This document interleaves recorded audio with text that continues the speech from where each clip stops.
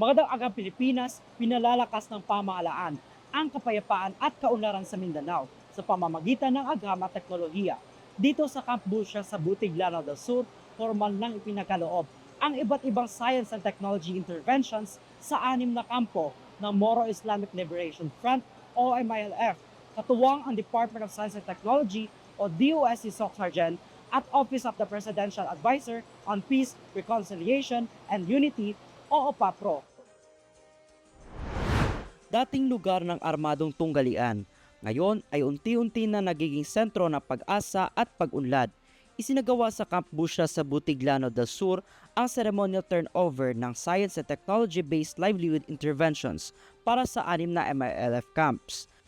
Para sa aming mga lingkod sa larangan ng agama teknolohiya, ang kapayapaan ay nakikita sa kaunlarang hatid ng inobasyon.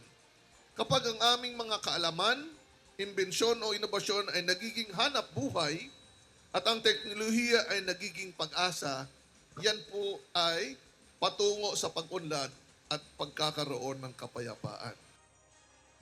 It is therefore fitting that today, in this very place, shaped by values and sacrifice, we gather to witness an activity that symbolizes transformation, peace, and progress. Layunin ng programa na maisalin ang peace agreement sa konkretong benepisyo sa komunidad, lalo na sa larangan ng pangkabuhayan, edukasyon at teknolohikal na kaunlaran. Kabilang sa pinagkaloob ang iba't ibang kagamitan at programa makatutulong sa pagpapalakas ng lokal na produksyon at pagkakakitaan ng mga residente tulad ng solar-powered water system at safe waters technology para sa malinis na inuming tubig, Starbooks Learning Hub at Starlink Internet para sa mas accessible na edukasyon at mga pasilidad para sa bakery, food processing at paggawa ng halal pastil in a jar at iba pang produktong pagkain. Kasama rin sa interbensyon ang paghahabi, pagproseso ng abaka, halal catfish production gamit ang more fish than water technology at Zampen native chicken production para sa halal livestock.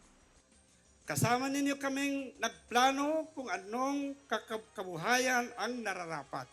Sama-sama nating hinubog ang mga pagsasanay at tiniyak natin ang bawat teknolohiyang ipinagkakaloob ay tumutugon sa inyong tunay na pangangailangan. Para kay Munakadar, isang former combatant, higit pa sa kabuhayan ang hatid ng programa. Ito ay bagong direksyon ng kanilang buhay. Noong una, talagang mahihirapan kami talaga kasi kalimbawa ngayon noon, hindi mo alam na yung pamilya mo, makikita mo na uli o hindi. Ngayon dumating na itong OPAPRO, nagbibigay ng tulong sa mga magsasaka. Mas lalo na sa agriculture kasi sa totoo lang ang hili ko agriculture.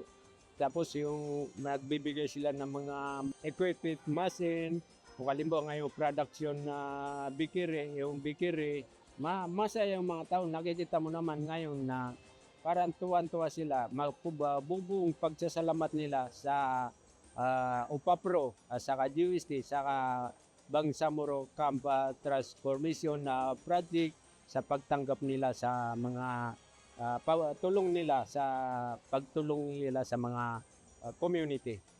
Kasabay ng turnover, isinagawa din ang ceremonial signing ng Memorandum of Agreement para sa Phase 2 ng partnership upang palawakin at ipagpatuloy ang Camp Transformation Initiative sa lugar. Under Phase 2, OPAPRO is transferring 80 million to DOST to implement agricultural initiatives across all 6 acknowledged MILF camps: Abubakar, Rajamuda, Omar, Bader, Busra, and Pidal. Inilunsad din sa aktibidad ang Science for Peace o Science and Technology Solutions for Peaceful and Productive Communities, isang programa magsisilbing gabay sa pagpapatupad ng mga proyektong pangkaunlaran sa mga lugar na dating conflict areas. Nung bago pa yung peace process, pag pumupunta kami sa kampo, medyo may reservation yung mga tao na harapin kami. May reservation sila na kausapin kami. But ngayon siguro nakita niyo sa simpleng programa nito, yung warm welcome na pinakita nila, kung paano sila nag-interact sa atin. Yan yung yan yung mga indicators na wala nang balakid between MILF and government. Kaisa na namin sila. Sa tulong ng agham at teknolohiya, ang mga lugar na minsan naging masalimuot ay nagiging huwaran na ng kapayapaan at kaunlaran. Ako si Japet Paipa, delivering science for the people, solutions and opportunities for all.